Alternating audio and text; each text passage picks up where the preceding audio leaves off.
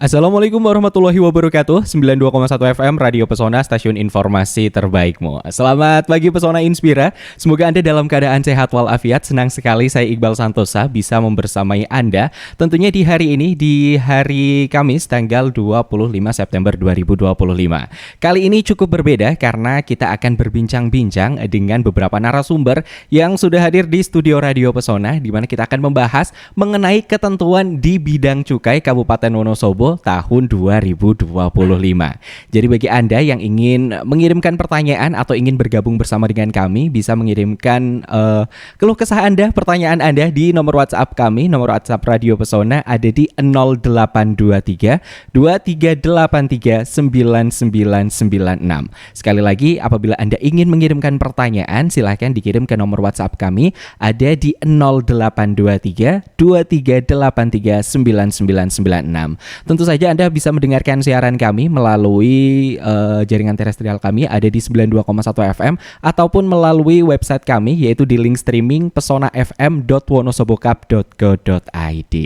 Langsung saja, tentu saya tidak sendiri, saya sudah ditemani oleh 4 narasumber dari berbagai bidang yang sudah hadir di studio Radio Pesona. Mari kita berkenalan satu persatu. Yang pertama, untuk narasumber kita ada Bapak Joko Widodo selaku Kabag Perekonomian dan Sumber Daya Alam. Halo, selamat pagi Bapak. Assalamualaikum, selamat pagi Mas Iqbal dan seluruh pendengar Pesona Inspira Wonosobo yang kami hormati. Iya, apa kabarnya Pak hari ini Pak? Alhamdulillah baik, sehat, luar biasa. Luar biasa. Cuacanya lagi cerah jadi semangat ya Pak hari semangat, ini. Cerah.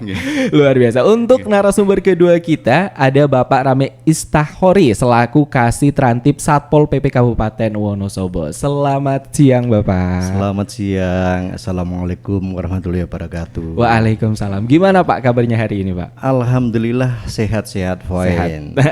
Siap mengedukasi warga masyarakat Wonosobo ini ya Pak? Insya Allah siap biar Wonosobo terbebas dari peredaran rokok ilegal. Oke, baik. Kemudian narasumber kita yang selanjutnya ada Bapak Dimas Dwi Yustanto selaku pelaksana pemeriksa Bea Cukai Magelang. Selamat siang. Selamat siang Mas Iqbal. Selamat siang untuk Pesona Inspira sebetulnya. Iya, gimana Pak kabarnya hari ini? Alhamdulillah baik sekali ya. Alhamdulillah. Sehat ya Pak? Dari Magelang berarti tadi Pak? Dari Magelang, lumayan macet ya Mas ya tadi. Berangkat jam berapa Pak dari Magelang? Berangkat Pak? jam 7 kurang ya Mas Dudi ya. Oke. Tapi tadi sempat kemacetan di jalan ya Pak. Iya. Alhamdulillah sampai sini tapi aman ya Pak? Aman dan sangat on time. Baik, untuk narasumber kita yang terakhir ada Bapak Dedi Agus Satriawan selaku fungsional pemeriksa Bea dan juga Cukai. Selamat pagi Bapak. Selamat pagi, assalamualaikum, good morning Pesona Inspira. Selamat pagi. Gimana, sehat juga nih Pak hari ini Pak? Alhamdulillah sehat dan tetap semangat. Ini berapa kali udah Bea Cukai ke Wonosobo Pak? Total nih. Kalau total sudah banyak Pak ya. Karena kita harus bersinergi. Iya, berarti sudah cukup sering ya untuk datang ke Wonosobo ya Pak. Baik, untuk tema kita hari ini yaitu ketentuan di bidang cukai Kabupaten Wonosobo tahun 2025. Seperti yang kita ketahui, salah satu sumber pendapatan adalah dari cukai. Dan cukai ini salah satunya ada dari rokok nih, di mana yang jadi concern utama yaitu selalu untuk menggempur rokok ilegal atau rokok bodong yang ada di Wonosobo. Jadi bagi Pesona Inspira mungkin yang ada pertanyaan, balik lagi silakan untuk bisa mengirimkannya di 0823 23839996. Untuk pertanyaan pertama mungkin saya ingin bertanya ke Pak Jokowi dulu ini Pak. Iya, ini karena Kabupaten Wonosobo kan juga salah satu daerah penghasil tembakau yang nyatanya memang berhak nih untuk menerima dana bagi hasil cukai hasil tembakau atau yang biasa kita sebut dengan DBH CHT.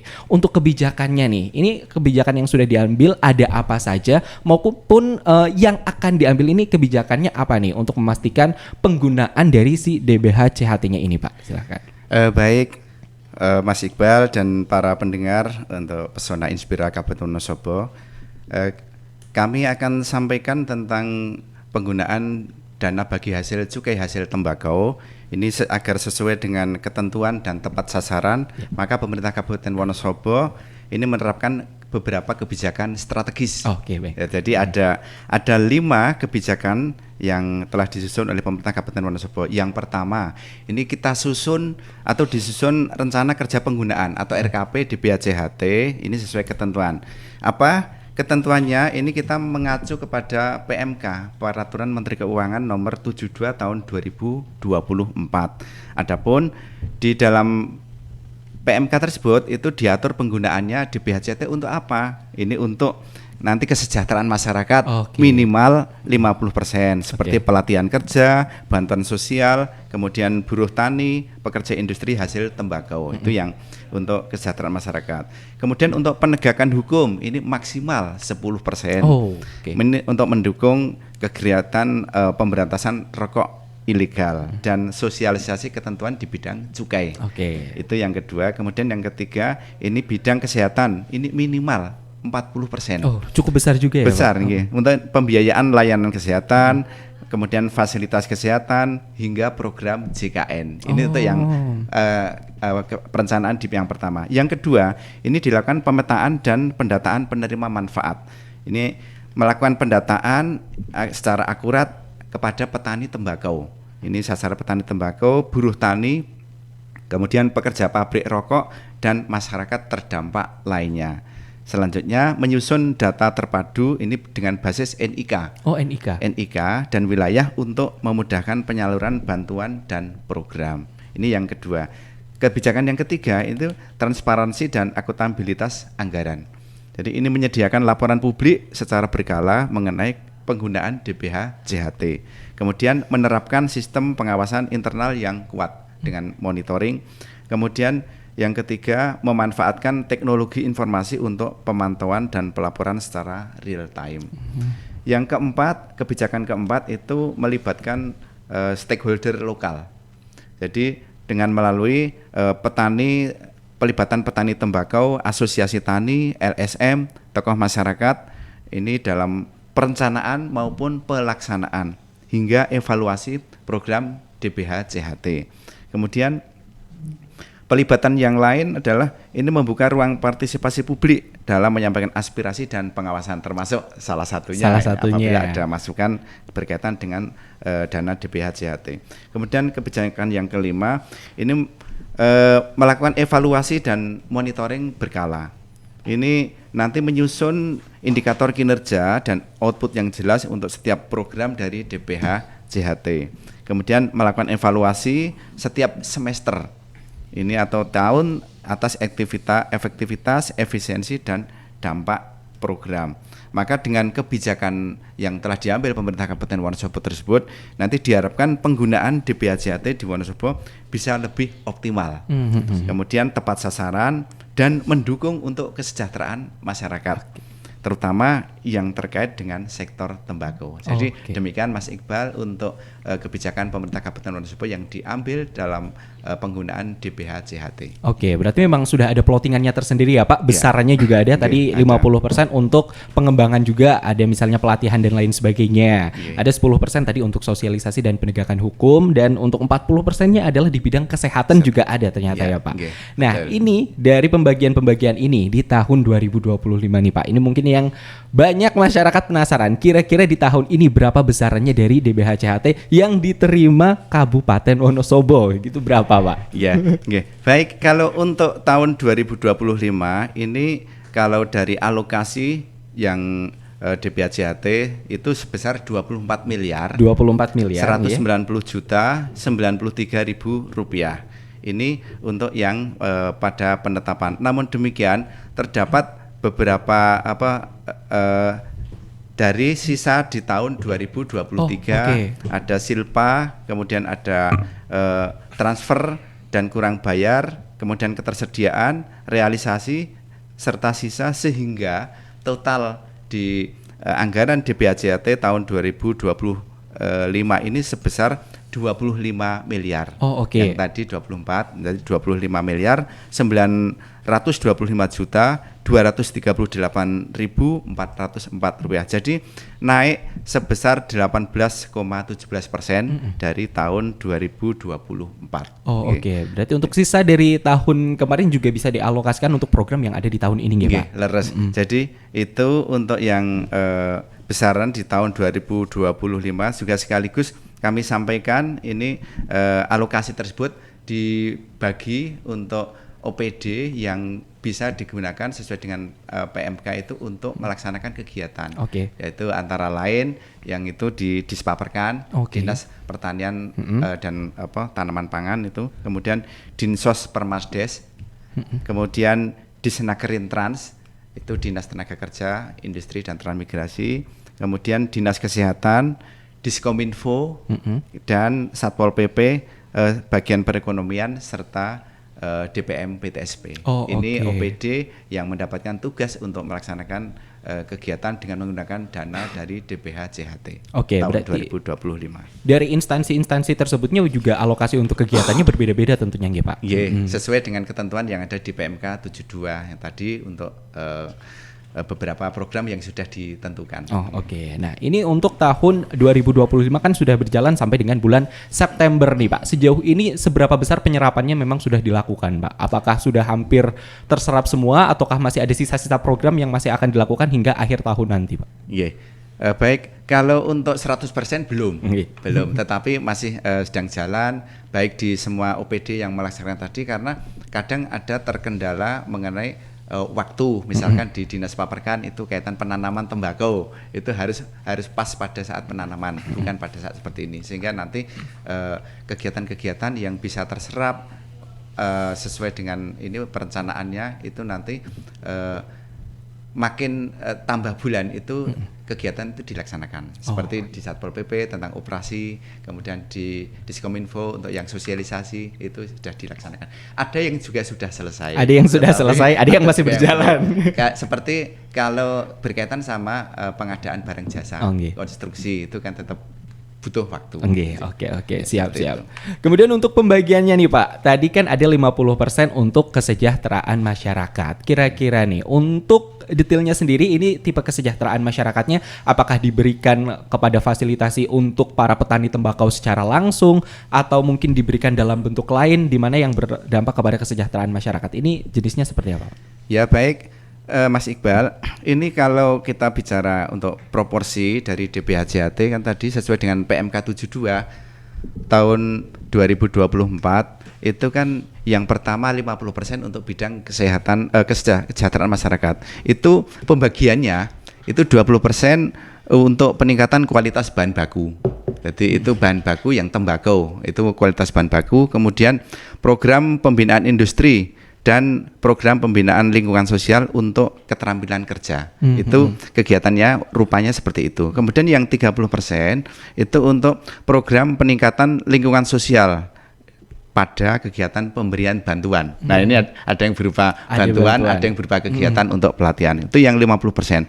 Kemudian yang untuk 10% ini yang bidang penegakan hukum. Nah, iya ini. Yang penegakan hukum itu kegiatannya dipakai untuk program pembinaan industri. Jadi industri yang berkaitan dengan ini rokok atau tembakau, kemudian program sosialisasi ketentuan di bidang cukai ya dengan berbagai macam mode dari sosialisasi. Kemudian program pemberantasan BKC ilegal. Ini yang operasi gitu ya, Pak. Itu yang maksimal 10%. Kemudian yang ketiga, ini 40% bidang kesehatan. Nah, ini yang 40% yang agak besar. Itu dipakai untuk apa? Itu untuk pembinaan lingkungan sosial. Jadi ada di bidang kesehatan yang lingkungan sosial. Kemudian penyediaan peningkatan sarana atau prasarana fasilitas kesehatan seperti puskesmas pembantu atau yang berhubungan dengan layanan kesehatan. Itu diperkenankan. Kemudian yang ketiga ini pembayaran iuran jaminan kesehatan penduduk. Nah, ini ada yang di backup dari DPHC untuk Jamkes yang didaftarkan oleh pemerintah daerah, ini termasuk pekerja. Pekerja yang terkena pemutusan hubungan kerja karena PHK. Iya, PHK. Jadi itu penggunaan porsi dari 50, 10 dan 40%. Ya, itu Mas Iqbal. Terakhir ini Pak, sebelum saya bertanya dari pihak Bea Cukai Magelang, karena sudah ada porsinya masing-masing yang tadi 50%, 10%, 40%, apakah diperbolehkan ini Pak? Kalau misalnya Kabupaten Wonosobo memang sedang membutuhkan dana untuk bantuan kemanusiaan atau mungkin bantuan-bantuan yang lain atau mungkin ada spot-spot yang memerlukan bantuan dana, apakah boleh diambil dari dana DBH-CHT ini Pak? Ya, baik. Yang jelas ini penggunaan DBH-CHT itu memang tetap harus sesuai dengan PMK 72 2024. Jadi tidak boleh dibelanjakan di luar ketentuan yang sudah diatur.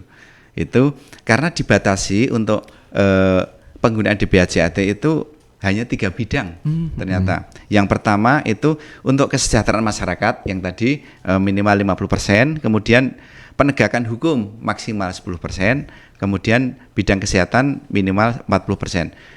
Sehingga pertanyaannya misalkan seperti untuk infrastruktur bagaimana? Yang kira-kira seperti itu. Maka jawabannya tidak bisa. Tidak bisa. Kecuali ada kecualinya. Ada kecualinya. Ya. Ini tidak bisa kecuali itu pembangunan infrastruktur itu langsung untuk mendukung kegiatan bidang yang diatur. Oh, oke. Jadi ada hubungannya. Misalkan jalan produksi untuk jalan usaha tani. Oh, itu masih berarti masih itu bisa. boleh. Itu yang merupakan bagian infrastruktur untuk mendukung sektor pertanian yang itu menuju ke kegiatan di tembakau. Khususnya ini untuk meningkatkan kesejahteraan petani dan masyarakat daerah penghasil tembakau. Itu namun demikian penggunaan seperti ini harus dibuktikan kuat bahwa belanja itu relevan dan masuk subsektor kegiatan yang diatur di PMK. Jadi benar-benar tidak boleh keluar dari ketentuan yang diatur di dalam PMK 72 2024. Maka atas hal tersebut jika murni untuk perbaikan jalan tanpa ada keterkaitan dengan tadi sektor kegiatan penanam tembakau, maka itu tidak bisa dilaksanakan. Karena apa? Jika ini ada lagi nih. Jika dilaksanakan dan keluar dari rel ketentuan di PMK 72 2024, maka ini yang agak berat ini. Pemerintah daerah akan dikenai sanksi. Sanksinya administratif. Yang pertama itu mengembalikan dana. Harus mengembalikan dananya. Yang kedua, ini pemotongan alokasi berikutnya, tahun berikutnya. Yang ketiga, ini pemeriksaan oleh BPK maupun BPKP jika ada indikasi penyimpangan. Jadi demikian, sehingga ketentuan di PMK 72 2024 itu memang harus dipegang agar supaya tepat sasaran. Betul. Nyata Mas Iqbal. Berarti memang sebenarnya bisa, tapi aturannya memang sangat ketat, peruntukannya juga memang harus sesuai dengan tujuan awalnya ya Pak. Betul. Memang harus dengan sektor yang bersinggungan langsung dengan cukai ataupun tembakau tersebut tadi. Baik, terima kasih. Selanjutnya nih saya ingin bertanya kepada Mas Dedik dan juga kepada Mas Dimas nih mengenai cukai. Ini mungkin banyak sekali warga masyarakat Wonosobo yang sebenarnya penasaran cukai ini apa, kenapa rokok harus dikasih cukai seperti itu, dan memang dampaknya yang saya dapat ini nanti apa. Mungkin bisa dijelaskan dulu mengenai cukai ini, perbedaannya dengan pajak-pajak yang lain yang dibayarkan oleh masyarakat. Silakan. Baik Mas Iqbal dan pendengar Pesona Inspira ya. Pesona Inspira, sebelumnya kami sampaikan bahwa ketentuan yang mengatur tentang cukai adalah Undang-Undang Nomor 39 tahun 2007 tentang perubahan atas Undang-Undang Nomor 11 tahun 1995 tentang cukai. Lalu apa sih bedanya sama pajak? Pada biasanya kalau pajak kan itu kontribusi wajib warga negara ya. Warga negara, kontribusi wajib warga negara atau badan yang terutang kepada negara. Kalau cukai itu adalah pungutan negara yang dikenakan terhadap barang-barang tertentu yang memiliki sifat dan karakteristik yang ditentukan oleh undang-undang. Lalu apa aja sih sifat dan karakteristik yang ditentukan oleh undang-undang itu? Yang pertama adalah konsumsinya perlu dikendalikan, lalu peredarannya perlu diawasi, lalu pemakaiannya dapat menimbulkan dampak negatif bagi masyarakat atau lingkungan hidup. Lalu yang terakhir, pemakaiannya perlu pembebanan pungutan negara demi keadilan dan keseimbangan dikenai cukai berdasarkan undang-undang. Begitu Mas Iqbal. Berarti pada dasarnya cukai dikenakan kepada misalnya barang-barang yang memang persebarannya, pengkonsumsiannya ini perlu dikendalikan seperti itu ya, biar tidak terlalu masif seperti itu. Nah, untuk besarannya nih, besaran tarif cukai yang diberlakukan pada tembakau yang berlaku saat ini di 2025 ini berapa? Apakah ada perubahan juga dari tahun-tahun sebelumnya ini, Pak? Oke, Mas Iqbal dan Pesona Inspira, terima kasih. Untuk cukai tahun ini dibanding tahun sebelumnya year on year itu nggak ada perubahan, tetap. Ya, karena kita juga mengamati kondisi perkembangan perekonomian belum belum untuk naik itu agak berat kalau cukai karena industri ini sudah tergerus dengan dengan perubahan-perubahan geopolitik maupun perubahan yang internasional ya, perekonomian internasional. Jadi tidak ada perubahan. Nah, untuk tarif cukai itu sebenarnya batas maksimalnya adalah 57% dari harga jual ecerannya. Tapi untuk saat ini tarif cukai yang berlaku saat ini baru sebatas 14% dari harga jual eceran. Jadi masih jauh dari batas atas, batas maksimal. Jadi cukai ini sebenarnya tools atau alat untuk membatasi konsumsinya. Karena barang kena cukai ini kalau dibiarkan, kalau konsumsinya terlalu, mohon maaf, terlalu liar ya istilahnya ya. Ya kami akan disentil dari Kementerian Kesehatan gitu ya.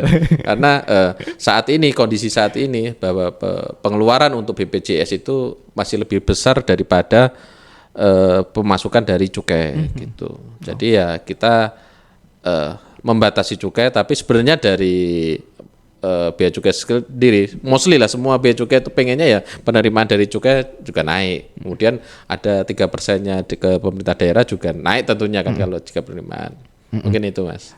Banyak masyarakat yang mengetahui kalau misalnya yang kena cukai adalah rokok. Apakah hanya rokok aja atau mungkin ada barang-barang lain nih yang memang dikenai cukai yang masyarakat perlu tahu kira-kira ini? Jadi ada beberapa barang yang dikenakan cukai, tidak hanya rokok ya. Untuk yang pertama itu etanol atau alkyl alkohol itu kalau senyawa kimianya C2H5OH ya. Ini biasanya digunakan untuk parfum, untuk distilasi parfum atau obat luka gitu dan sebagainya. Yang kedua adalah minuman mengandung etil alkohol. Kalau di masyarakat umum bahasanya miras gitu ya Mas, minuman keras. Betul.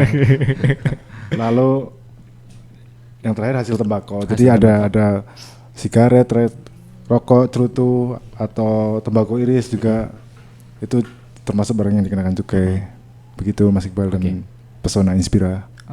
Bagaimana dengan ini Pak? Sekarang kan lagi marak juga anak muda zaman sekarang untuk menggunakan rokok yang elektrik. Nah, itu apakah dikenakan cukai? Apa cukainya hanya di liquidnya saja atau mungkin perangkat untuk menghisapnya juga kena? Karena banyak anak muda zaman sekarang yang mungkin memiliki preference untuk memilih rokok elektrik yang sekarang memang banyak digandrungi seperti itu. Ini untuk cukainya seperti apa? Ya, benar. Sekarang perubahan itu semakin masif ya.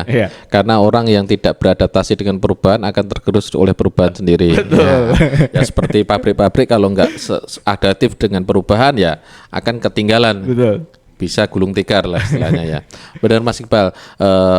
Rokok elektrik ini kita masukkan dalam kategori hasil tembakau.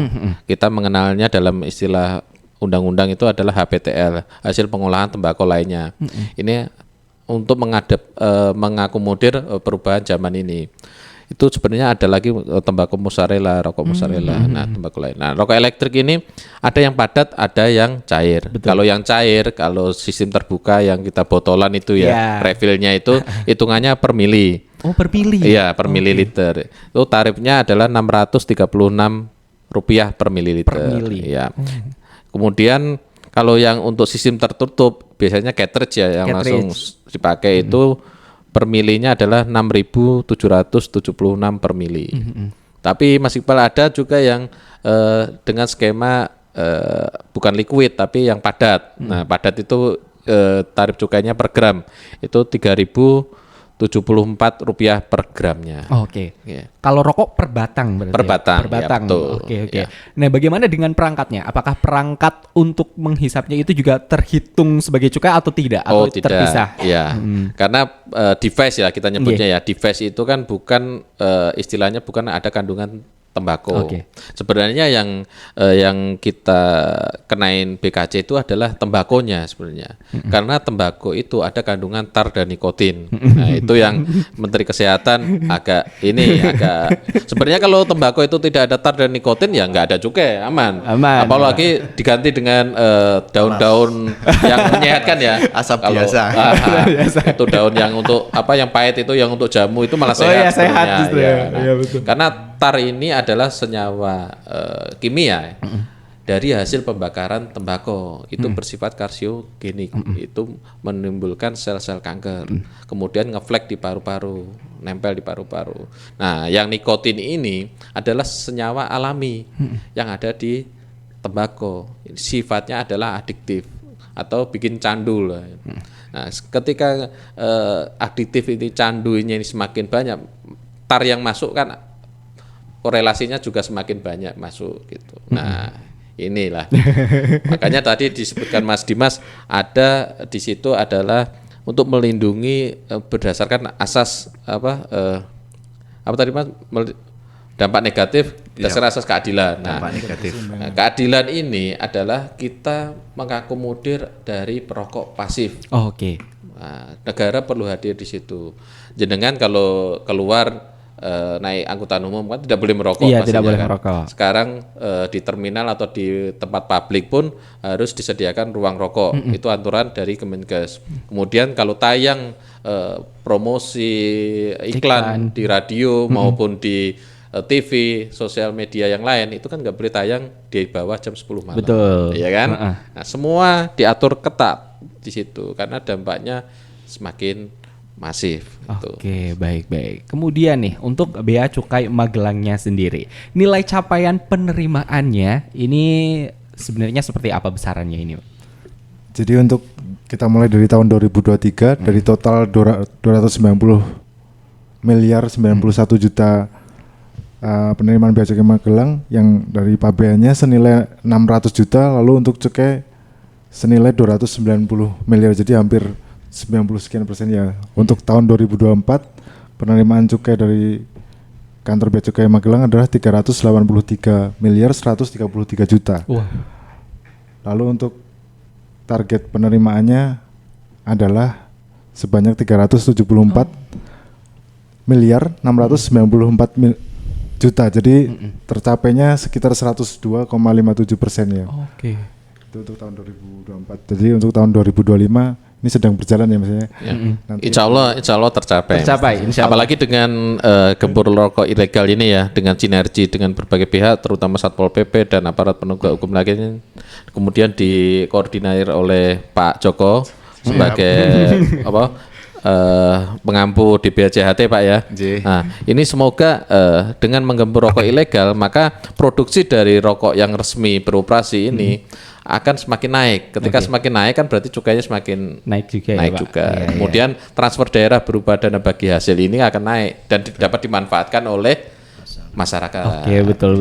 Kembali lagi. Kembali lagi kepada masyarakat tentunya. Iya, sebenarnya DBJHT ini sebagai bentuk terima kasih kami sebagai pemungut cukai ini kepada masyarakat yang telah berkontribusi untuk penerimaan negara. Oke, karena kita sudah menyinggung mengenai rokok ilegal yang memang sekarang sedang digempur habis-habisan, terutama di Kabupaten Wonosobo. Ini warga masyarakat masih sering kali bingung, kenapa ada rokok ilegal, kenapa rokok ilegal itu harus digempur, dan alasannya ini sering kali masyarakat ini menolak karena memang mereka merasa untuk membeli rokok ilegal ini harganya kan biasanya jauh lebih murah ya Pak. Nah ini sering kali yang menjadi pemberat masyarakat loh. Kan saya suka belinya karena harganya murah, rasanya nggak begitu berbeda jauh dengan rokok yang mahal. Ini kenapa harus digempur? Toh memanfaatkan untuk saya bisa untuk merokok dengan harga yang lebih murah. Ya penghematan. Iya. Itu gimana ini Pak untuk rokok ilegal? Ya Mas Dimas coba nanti rokok ilegal itu apa aja Mas Dimas, nanti saya tambahin. rokok ilegal itu jadi rokok yang tidak memenuhi kewajiban perundang-undangan cukainya ya. Jadi contohnya untuk yang pertama rokok tanpa pita. Jadi rokok polos gitu, nggak ditempelin pita cukai. Lalu ada rokok yang pita cukainya palsu. Selanjutnya ada pita cukainya berbeda, jadi ada salah personalisasi sama salah peruntukan. Jadi kalau salah personalisasi itu misalnya menggunakan pita cukai yang tidak sesuai dengan nama perusahaannya atau punyanya perusahaan lain ditempelin di rokok perusahaan yang berbeda dengan itu. Lalu untuk salah peruntukan itu kan jenis-jenis rokok kan ada sigaret kretek mesin, ada sigaret kretek tangan, di mana itu tarif cukainya berbeda-beda ya Mas Iqbal ya. Kalau yang dibuat mesin sama yang dibuat tangan juga berarti berbeda. Berbeda. Lalu itu misalnya salah peruntukan tuh yang seharusnya digunakan untuk pita cukainya untuk rokok yang SKM ditempelin di kebalik, yang SKT ditempelin di SKM gitu, misalnya seperti itu. Lalu selanjutnya ada rokok dengan pita cukai bekas pakai, jadi itu termasuk juga yang ilegal untuk pita cukai bekas. Mungkin ada tambahan dari Mas Didi? Oke. Terima kasih. Untuk yang ini Mas, kenapa kok murah ya? Karena pertama tidak membayar cukai ya. Iya. Itu pertama. Secara regulasi yang komplain, perusahaan yang komplain, yang patuh itu kan sebelum mendaftarkan merek cukai itu ada merek, ada etiketnya, gambarnya harus ada gambar yang ngeri-ngeri dari Kementerian Kesehatan itu kan. Kemudian di situ juga ada kandungan tar dan nikotin sesuai ambang batas dari Kementerian Kesehatan. Oh, berarti ada ambang batasnya juga ya. Sebelum kita memberikan merek dan HCE-nya berapa, tarifnya berapa itu harus diuji lab. Tarnya berapa, nikotinnya berapa. Kalau melebihi ambang batas dari Kemenkes yang notabene kita nih masih tinggi daripada negara ASEAN lain. Ya? Iya. Kita jangan berpatokan ke Eropa, Amerika ya. Ke ASEAN aja kita paling tinggi nikotinnya sama tarnya itu. Nah, kalau rokok ilegal itu Mas, itu campuran kimianya pasti lebih banyak. Kemudian tar dan nikotinnya juga tinggi. Karena mereka pasti tidak ngajuin lab kan. Betul. Karena itu suatu kos lagi kalau uji lab kan. Nah, itu yang berbahaya sebenarnya bagi masyarakat. Ya sebenarnya emang murah kan. Ya murah tapi kan efeknya kan sangat membahayakan gitu. Oke. Berarti memang sebenarnya cukai ini juga berisi identitas dari si produk rokoknya itu sendiri ya Pak. Dari mulai proses pembuatannya sendiri, mereknya, keasliannya, apakah sudah terjamin atau tidak. Ini memang diisi berdasarkan cukai-cukainya itu ya Pak yang tertempel. Betul. Oke, nah ini untuk penindakannya sendiri nih, apakah Bea Cukai Magelang ini pernah melakukan penindakan untuk rokok ilegal? Biasanya tipe-tipe penindakannya dan tipe-tipe kasusnya seperti apa yang memang biasa dihadapi seperti itu? Oke, kalau penindakan ya pasti ada. Kalau ini, karena kita ini sebenarnya wilayah Bea Cukai Magelang ini ada 5 wilayah ya, kota dan kabupaten Magelang, Kabupaten Purworejo, Kabupaten Temanggung, Kabupaten Wonosobo. Kalau perusahaan pabrik rokok di wilayah kami ini insya Allah patuh semua. Insya Allah ya Pak. Tapi supplier dari rokok ilegal kebanyakan itu di Jawa Timur. Barang masuk. Barang masuknya justru dari sana ya Pak? Betul, karena industri rokok di Jawa Timur itu banyak Mas. Dan pemakai mesin itu paling banyak di Jawa Timur. Karena mesin itu menghasilkan rokok itu 1 menit sekitar 3.000 batang. Oh, makanya cukainya beda, lebih mahal. Lebih ya, mahal, lebih mahal karena produksinya masif. Lebih cepat juga. Lebih cepat. Nah, kalau yang sigaret kretek tangan atau yang manual itu 1 orang 1 hari. Kalau yang sudah expert, yang sudah pengalaman itu bisa tembus 3.000 batang sehari. Karena dia menyerap lapangan kerja, makanya cukainya lebih sedikit seperti itu. Jadi kalau pemerintah daerah pengen membuka lapangan kerja ya kalau bisa yang SKT aja Pak. Ya, jangan yang mesin. Kalau mesin itu operasionalnya cuma 3 orang 5 orang sudah jalan. Iya, tapi kan menyerap tenaga kerja sedikit. Ya. Nah, itu. Nah, untuk penindakan ini kan perlintasan ya sebenarnya. Kita pasti menjaga di pintu-pintu tol. Yang viral kemarin ada yang mobil dari Madura melawan arus menabrak bus porter Surabaya itu kan. Nah, itu kan ada rokok ilegal. Nah, itu kan sampai seberani itu ya. Sampai seberani itu. Kemudian terakhir kami di daerah Kretek agak sedikit sana. Itu kami juga menangkap. Itu dari timur juga, dari Madura juga. Di mobil platnya B, tapi ketika kita interogasi, kita geledah ternyata platnya M. Karena itu numpang kita juga ada info bahwa begini ada melintas. Nah, kita indikasinya ada mobil baunya tembakau ini lagi numpang mandi di masjid ya kan. Nah, ini lagi proses penuntutan di pengadilan. Nah, untuk tahun 2024 ada sekitar 3.000 batang dan terakhir kami pertengahan 2025 bekerja sama dengan pemerintah Kabupaten Purworejo melakukan pemusnahan sekitar 4,3 juta batang. Itu kami musnahkan, dibakar di PT Solusi Bangun Indonesia. Itu kalau dulu pabrik semen Holcim. Kalau sekarang pabrik semen sekarang namanya Holcim tuh diganti Cilacap. Mohon maaf itu nyebut merek nih jadinya. Aman Pak. Untuk tahun depan kita akan kerjasama dengan pemerintah Siap. Wonosobo Pak ya. Ya. Ya, mungkin RKP-nya nanti bisa kegiatannya bisa ditambah untuk kegiatan pemusnahan. Karena kalau nggak kita musnahin, gudang kami juga penuh. Ya, kita harus ini. Harus mulai dikosongkan Iya, ya Pak. betul, Baik, iya. baik. Nah ini pertanyaan saya, apabila misalnya ditemukan nih Pak di suatu pabrik yang memang dia belum mengaplikasikan cukai, apakah akan langsung mendapat tindakan atau mungkin justru difasilitasi untuk mengaplikasikan cukai di pabrik yang memang dia punya seperti itu nih Pak?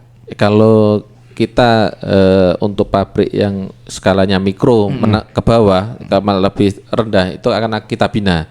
Contohnya di Kabupaten Purworejo itu ada industri kearifan lokal ya, itu ada rokok kelebak menyan. Itu kami asistensinya, itu yang kelinting hanya bapak sama ibu, suami istri. Ya sehari hanya bisa 3.000. Oh, oke. Nah awal-awal kan emang kita mereka belum punya NPBKC namanya, nomor pokok pengusaha barang kena cukai. Ya kami asistensi sampai mendapatkan NPBKC. Tapi di kenyataannya kan kami semua serba online Mas. Oh iya. Kalau bapak itu kan agak terkendala, makanya kami pendekatan ya sudah kami ajarin. Jadi kami ya merangkap sebagai administrasi. Ya bapaknya ya. Bapaknya ya sampai segitunya biar juga ya kan. Karena kami tidak mau Mematahkan. Ya, mematahkan beliau ingin berusaha Betul. gitu kan. Itu sebagai income bagi keluarganya kan. Kami mendampingi sampai itu legal. Gitu ya. Nah, kalau untuk industri yang sudah gede dan sengaja untuk memproduksi rokok ilegal, nah ya pasti akan kami tindak. Oh, ada tindakannya. Contohnya kami pertengahan kemarin dengan operasi Gurita untuk menggembur rokok ilegal itu ada 14 unit mesin yang kami cacah, loakkan lah istilahnya. Itu di Jawa Timur. Satu mesin itu sekitar 20 sampai 50 miliar, Mas. Wah. Bikinan Jerman, bayangin. Wow. Itu berapa unit mesin tadi Pak? 14. 14 luar biasa. Jadi ya kami tidak segan-segan biarpun itu industri besar ya akan kami tindak juga gitu. Oke, berarti memang aturannya ketat. Jadi kalau misalnya mengikuti aturan maka akan ikut difasilitasi. Tapi kalau misalnya tidak mengikuti aturan ya harus siap-siap ditindak ya Iya, Pak. betul, Seperti iya. itu. Lanjut nih, saat ini saya ingin bertanya ke Satpol PP nih. Saya paling menarik dan paling suka ini dengan Satpol PP ini kepada Pak Istahori ini Siap. tentang penindakan rokok ilegal yang ada di Wonosobo. Sejauh ini nih Pak 2025 temuannya makin banyak apa makin sedikit nih Pak? Makasih Mas Iqbal dan pendengar Pesona Inspira. Ini saya harus jawab jujur atau gimana? Jujur Pak, jujur biar kita tahu Pak kondisi di Wonosobo Jujur aja, Pak. makin banyak apa makin sedikit dari tahun ke tahun ini Pak? Iya, kalau dibandingkan dengan tahun 2023, ini hasil temuan kami, hasil operasi bersama dari bulan Januari sampai dengan bulan September ini kita sudah dapati 1.263 bungkus. Bungkus. Iya. Wow. Kalau dibatangkan itu 11.340 batang. Iya. Wow. Sedikit ada kelonjakan dari tahun kemarin. Iya. Ini tersebar di 15 kecamatan. Oh berarti hampir merata Hampir ya, semua Pak? kecamatan ini ada peredaran rokok ilegal. Iya. Oke. Gitu. Nah ini untuk sekali razia temuan terbanyak yang pernah dilakukan ini berapa banyak Pak? Sekali razia? Ada. Itu pas kita melakukan operasi di Terminal Sawangan. Ini kita temui ada salah satu kendaraan mobil minibus. Ini ada 6 karton rokok yang dilekati dengan pita cukai SKT. Rokoknya SKM berisi 20, SKT dengan batangnya hanya 10 sama 12. Iya. Oke, memang Ini sudah proses ya Pak ya di Magelang. Kayaknya sudah dikenai sanksi ini. Sudah dikenai sanksi kalau nggak salah dan kena sanksi denda. Denda, 198.700 sekian Oh, berarti harus Sama- membayar cukainya itu ya, Pak? 3 kali biasanya. 3 kali. Iya. Dendanya. Wow. sama 3 kali. pabriknya ditutup ini. Pabriknya di rokok, nggak usah saya sebutkan mereknya ya, Pak, ya. Oke. Nah, ini yang menarik berarti tidak hanya di warung-warung kelontong saja, tapi mungkin persebarannya juga sampai ke terminal-terminal juga ya, Pak? Iya, ini tugas kita Satpol PP, ini salah satu aparatur pemerintah daerah yang bertugas untuk penegakan perda maupun perkada dan melakukan perlindungan masyarakat. Serta kita mempunyai tugas tambahan ini untuk operasi pemberantasan rokok ilegal yang kita ampu. Ini sebelumnya kita sampaikan ya Pak ya. Untuk tim operasi rokok ilegal di Wonosobo ini terdiri dari yang pertama dari Satpol PP Wonosobo, kemudian dari Bea Cukai Magelang, dari unsur kepolisian. Oke. Iya, ada kepolisian, kemudian dari TNI, dari Kodim Wonosobo, kemudian dari Kejaksaan Negeri Wonosobo, dari Kesbangpol, kemudian dari Kominfo, dan terakhir dari bagian hukum Setda Wonosobo. Ini dibentuk tim operasi pemberantasan rokok ilegal Kabupaten Wonosobo. Oke. Tapi sering nggak Pak ditemui untuk masyarakat sendiri yang bandel gitu? Mungkin warung kelontong sudah dirazia sekali, ketemu waktu didatengin lagi ternyata masih tetap jual lagi. Itu ada nggak Pak? Ya ada sebagian kecil ya. Tapi kebanyakan setelah kita lakukan operasi, ini kadang kita melakukan operasi kedua kali, pemantauan kedua kali. Ini kebanyakan sudah jerah Pak. Sudah jerah Mas Iqbal, sudah jerah, tidak mengulangi lagi. Padahal kita sementara ini kalau kita temui rokok ilegal yang kecil-kecil, kita hanya baru sebatas pembinaan dulu, Iya. Nah ini yang menjadi pertanyaan masyarakat paling banyak. Kalau ditemuin di razia rokok ilegal, itu rokoknya diapain Mbak? Disimpan di mana? yang Was-was pasti masyarakat. yang pasti jangan khawatir, kita sebagai tim tidak akan pernah menggunakan rokok ilegal. Ini kalau ketahuan hukumnya 2 kali lipat ya Pak. Iya betul, karena yang tahu Pak ya, tahu aturannya ya. Iya. 2 kali. Untung saya Bawa setiap sendiri. dapat rokok itu saya tak coba ya. Ini rokok itu rasanya kayak ngapa kok? Kadang banyak penggemarnya. Iya betul. Ini saya kalau merokok 1 batang itu belum sampai 3 cecep, 3 hisapan, ini tenggorokan saya sudah gatal. Oh oke. Benar yang disampaikan Pak Didi ya. Ya, Jadi Pak Didi. itu kandungan Tar nikotin. nikotinnya nikotin. tinggi. Oke. Saya tapi tenggorokannya gatal. Itu harus minum larutan kaki 3. Oke, baru bisa lega. Tidak seperti itu. cukup. Oh tidak cukup. Kaki 9. Nah itu. Kaki 9 berarti saya harus beli larutan kaki 3 Tiga kali. botol ya, Iya, Pak. 3 botol baru baru reda itu. Oke. Berarti memang sebenarnya secara rasa pun yang terlalu berlebihan juga tidak baik seperti itu ya Pak. Kalau rasa malah sebenarnya menurut saya, karena saya perokok sejati, perokok sejati ini malah bikin sakit. Oh, bikin sakit Iya, ya, bikin gitu. sakit. Untuk proses dari penyimpanannya sendiri, apakah langsung diserahkan ke Bea Cukai Magelang atau disimpan dulu di Wonosobo atau mungkin langsung dimusnahkan di tempat atau seperti apa Pak untuk prosesnya? Ya, hasil temuan dari operasi ini langsung dibawa ke Bea Cukai Magelang. Ini langsung diproses di sana lebih lanjut ya. Oke, berarti memang langsung diserahkan seperti Iya. itu. Makanya tadi sudah hampir penuh ya Pak. Iya betul. Tiap tahun tuh kadang pemusnahan 2 kali sampai 3 kali. Oh, Iya. oke. Karena kenapa kami harus kumpulin dulu? Karena kami harus izin dulu sebagai pengelola barang milik negara itu adalah Direktorat Jenderal Kekayaan Negara. Kita harus izin dulu ke sana. Oke, baiklah ya. Ini sudah ada beberapa pesan yang masuk, tapi kita akan bacakan setelah yang satu ini. Kita akan jeda terlebih dahulu. Jadi jangan kemana-mana, tetap di 92,1 FM di Dialog Eksklusif hari ini. Baik, Pesona Inspira masih di dialog hari ini di mana kita masih membahas mengenai ketentuan di bidang cukai Kabupaten Wonosobo tahun 2025.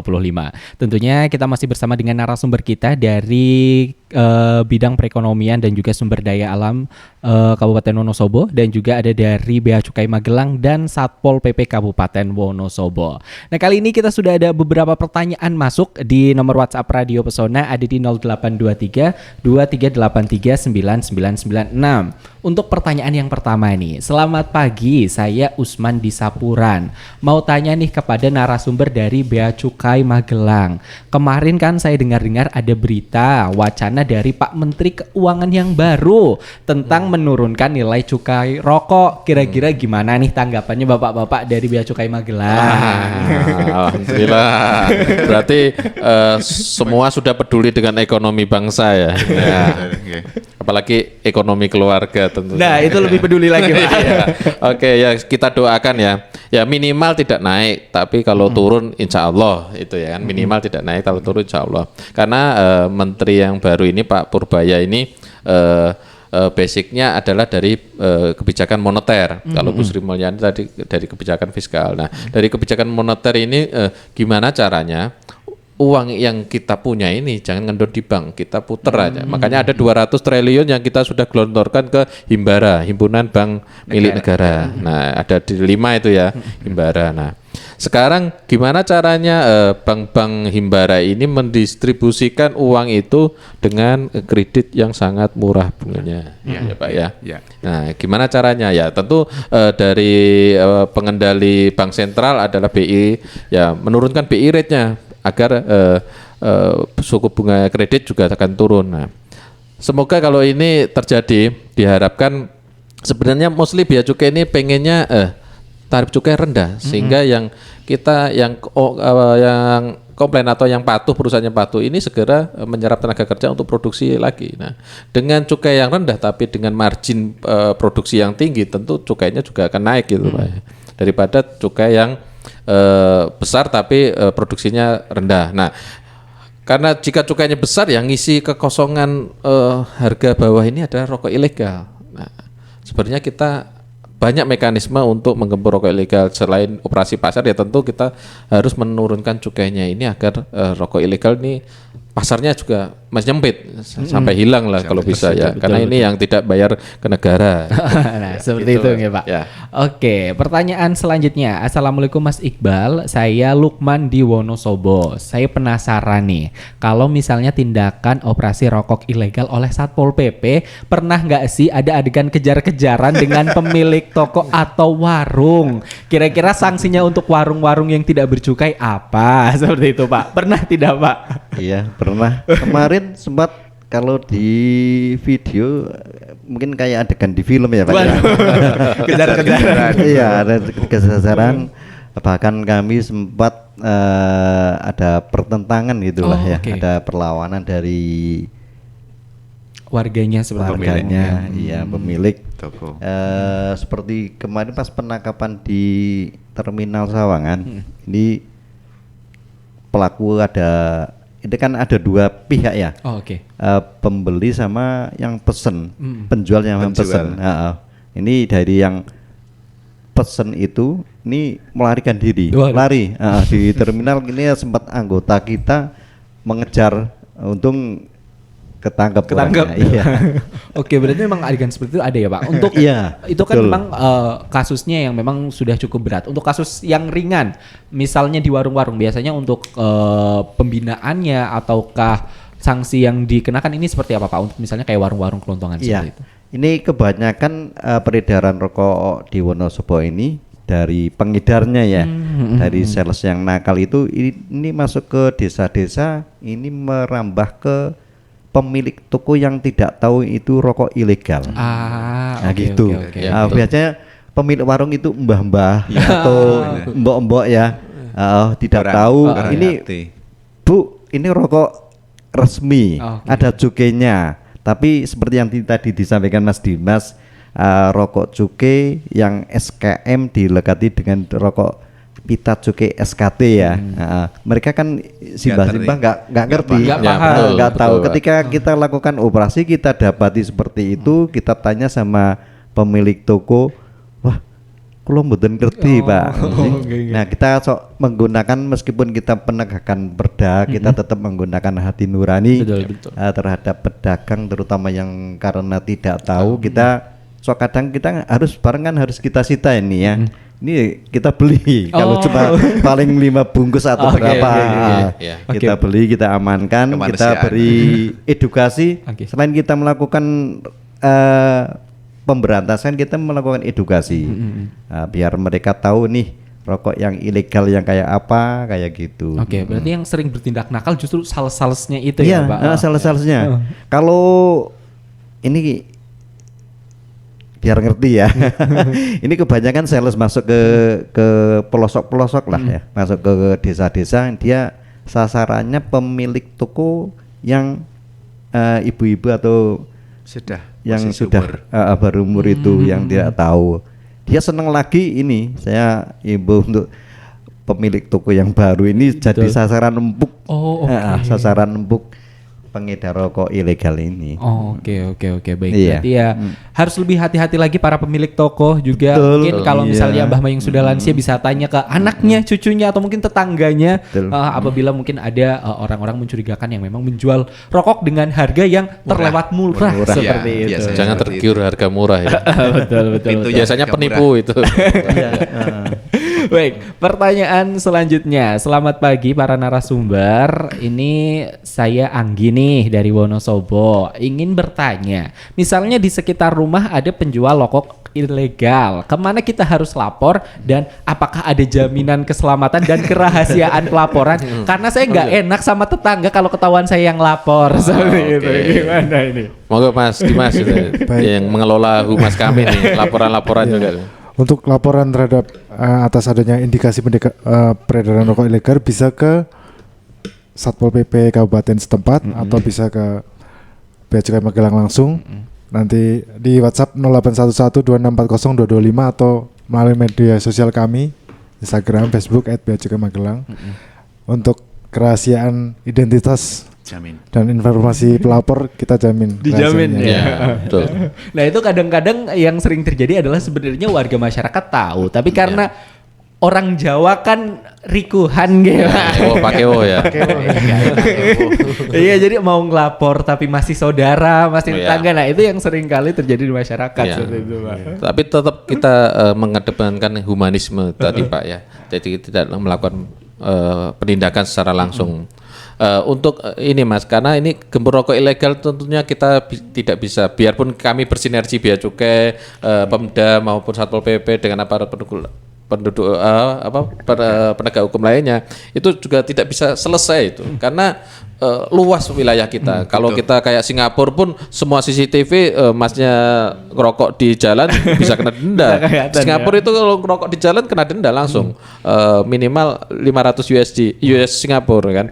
Nah, untuk itu makanya kami dengan Biro Perekonomian sering mensosialisasikan nggak hanya di kota, mau sampai daerah-daerah Pak ya, perbatasan pelosok-pelosok ya. Sampai Ya kami capek. karena trafficnya itu kalau analisis kami itu sekarang sasarannya ya seperti yang disampaikan Pak Satpol PP tadi ya, Pedesaan. desa-desa daerah-daerah yang mohon maaf yang daerahnya ya Agak jauh. ya nggak tahu tentang rokok ilegal itu kayak apa. Nah untuk itu nanti selain kita sosialisasi juga memberikan edukasi bahwa masyarakat yang sudah mendengar ini kami harapkan ya sebagai perpanjangan lidah kami untuk mensosialisasikan bahaya rokok ilegal ini, ciri-cirinya, dan sebagai mata dan telinga kami jika melihat peredaran rokok ilegal segera dilaporkan ke kami. Mungkin itu Mas. Oke. Boleh nambah Pak I? Boleh silakan Pak. Ya ini benar kok yang disampaikan Mas Dimas. Jangan khawatir, memberi informasi kita jamin keamanannya. Udah banyak kok yang udah telepon ke Satpol PP, PSC Satpol PP, mungkin bisa dicatat ini Mas siapa tadi? Informasi nomor telepon. Ini nomor PSC Satpol PP ini 0811 266 9001. Ini Oke. 24 jam insya Allah akan kami respon. Kalau mungkin bisa WA nomor pribadi kami. Boleh. Langsung kita respon dengan cepat. Langsung ya, Pak. 0821 3756 6636. Oke, baik ya. Jadi Jelas silakan dapat informasi. Silakan bagi pesona Inspira yang menemukan rokok ilegal di sekitarnya bisa langsung ke Bea Cukai Magelang atau ke Satpol PP Kabupaten Wonosobo. Tadi untuk nomornya ada di 0811266901 atau bisa menghubungi 0821 375 66636. Silahkan, dijamin kerahasiaannya, tidak akan diadukan ke tetangganya. Jadi aman. Tetangga tidak tahu. Tetangga tidak tahu ya. Tiba-tiba nanti senyap aja gitu ya, informasinya. Mode senyap. Mode senyap ya. Untuk pertanyaan yang terakhir, saya Santo dari Kalibebar. Ini mungkin saya mau bertanya kepada Pak Jokowi. Ini mengenai bantuan yang diterima oleh masyarakat. Apakah ada bantuan yang memang diterima untuk kondisi-kondisi misalnya nih ada petani tembakau yang memang dalam kondisi ekonomi yang kurang mampu. Apabila ada, kira-kira ada kriteria-kriteria tertentunya nggak sih Pak? Silahkan. Nggih, baik. Untuk bantuan yang termasuk tadi pada petani tembakau itu malah masuk sekali ya. Masuk sekali. Itu masuk sekali sesuai dengan ketentuan PMK 72. Tetapi dia nanti masuk dalam terdaftar kelompok masyarakat yang itu. Sehingga nanti alurnya kalau petani itu di bantuan yang seperti BLT itu ada di nanti Dinsos PMD.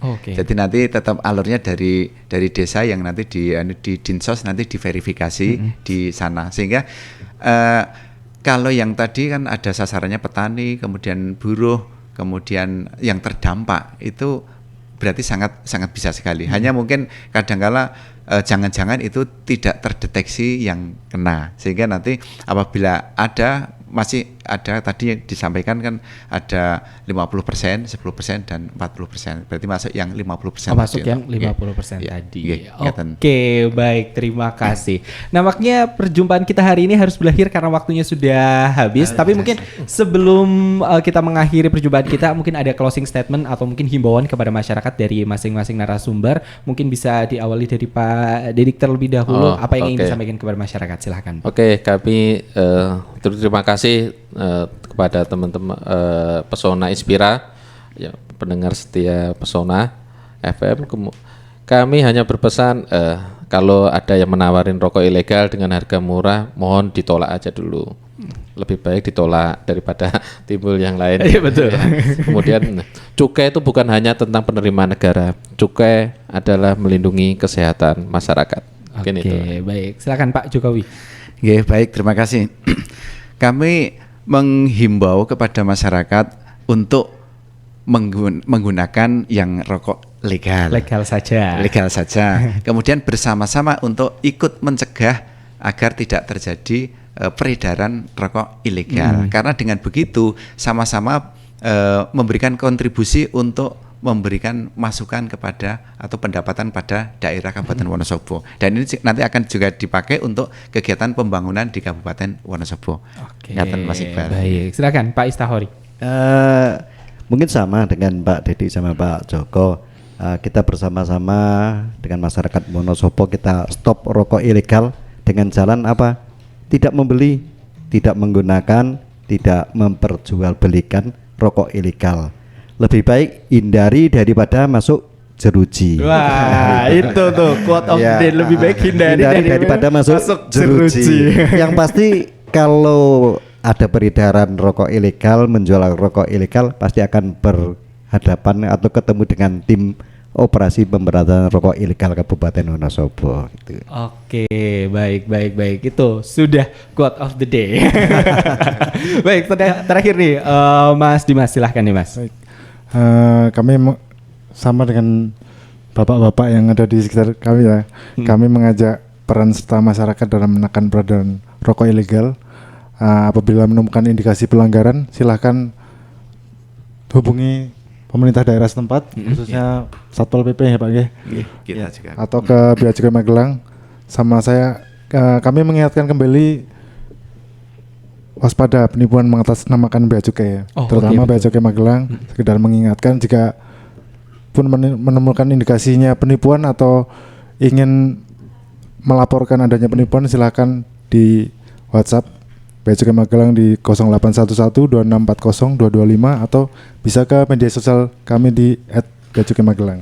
Terima kasih. Baik. Terima kasih kepada keempat narasumber kita dari bagian perekonomian dan juga sumber daya alam dari Satpol PP Kabupaten Wonosobo dan juga dari Bea Cukai Magelang atas informasinya. Mari sama-sama kita gempur rokok ilegal. Kalau tadi kata Pak Istahoiri, hindari ya Pak, kalau bisa daripada masuk di bui ya Pak. Baik, semoga Pesona Inspira selalu dalam kondisi sehat walafiat. Saya Iqbal Santosa dan keempat narasumber pamit undur diri. Wassalamualaikum warahmatullahi wabarakatuh. Waalaikumsalam warahmatullahi wabarakatuh.